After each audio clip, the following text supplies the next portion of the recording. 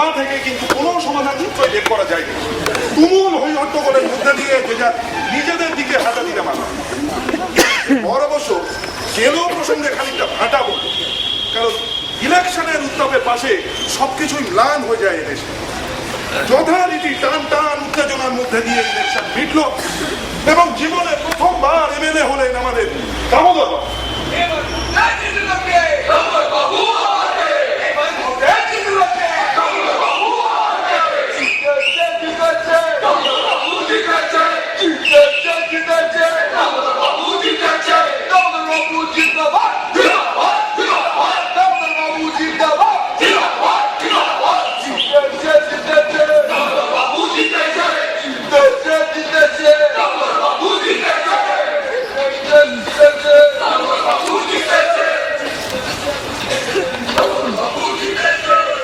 তারপরে গেলেও তার কাজ শুরু করে দিল যেন দ্বিগুণ উৎসাহে।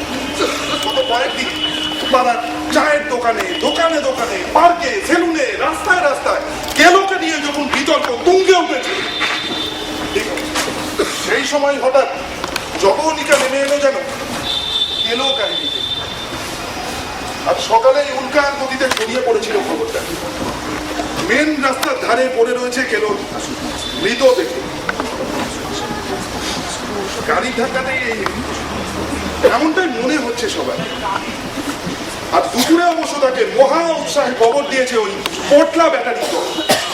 এবং কেলোর মনির আশুবাবুর অনুরোধে একটা বেদিও বানানো হয়ে গেছে ওই লাইট পোস্টের তলায়।